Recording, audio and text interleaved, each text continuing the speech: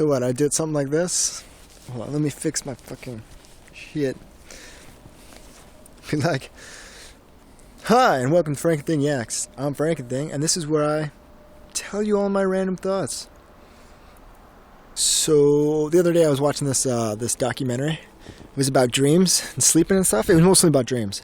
People's dreams and why they dream, like REM sleep, rapid eye movement. And the big thing about this was how the brain shuts down all your muscle functions while you sleep, so you don't actually move at all, even though in your dreams you're like running and jumping and fighting dragons and jerking off. Like, I don't know what you do in your dreams, but that's what I do in mine. So the major thing was that they were able to isolate this part of the brain, this muscle or whatever the hell it was, and but they did it in cats and dogs. That's right, cats and dogs. They were able to isolate this part of the brain and make it stop doing its job. And they showed them like injecting needles into the back of their heads, in cats and dogs, in the back of cats and dogs' heads, and then the cats and dogs would fall asleep and then start walking around. Because they were dreaming that they were walking around or in the woods or searching for something or hunting something or digging through the trash or something. They'd actually just be walking around completely asleep, completely unaware of what was happening. It was pretty awesome. And then I thought to myself that, wow, I can see this in the future, right? In the future, where every basic freshman college class, you learn this and you understand how to do it. You know, how to synthesize the drug or whatever. And that would be the new YouTube prank thing. Would be they call it Mr. Magooing, I believe they would call it, because you'd be walking around and the point of the game would be distance. It'd be distance. How far can you get them from when they fell asleep, right? So you have to follow them, right? Because you don't want them to get hurt. You don't want them to fall downstairs or whatever.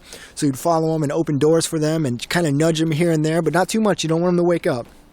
And you see how far you can get them. It'd be amazing. You know, there'd be like world records and YouTube videos and like, we got him 100 feet from his home. That's a new world record. Hells yeah. How do you feel, Steve? And Steve's like, what the hell's going on, right? He'd come to like, holy shit. Ask him, I remember I was sleeping. All his friends would be cheering and jumping around. He's like, I'm so confused right now. You guys are assholes. I was supposed to be resting and here I'm out for hours walking around. I wonder why I wake up and I'm tired. Right, but their friends would be all happy, right? New world record or whatever. But of course, you know, there's always a negative side to everything. So that's the positive side. So the negative side would be obviously that it always doesn't work out. Like, you never know what's going on in the person's dream. So you never know when they randomly is going to take like a left turn. Or just got to turn left and just sprint straight into a wall or oncoming traffic or off a bridge or down some stairs or whatever, right? So bad stuff can happen, right? And then I could see like the news posting stuff. Mr. Magooing, find out what it is at 10. And if your kids are doing it, how to prevent this. How to Mr. Magoo safely. And they'd have like a stupid video with the hosts are all like, we're going to do this to each other. But it'd be all lame and stupid because they'd be in like a padded room or something, all safe and shit. Meanwhile, the one that's getting the most hit is like, Mr. Magooing gone wrong. Kid versus train. He's out there like, I slay dragging the train, just choo-choo. Just annihilating. Just annihilate some.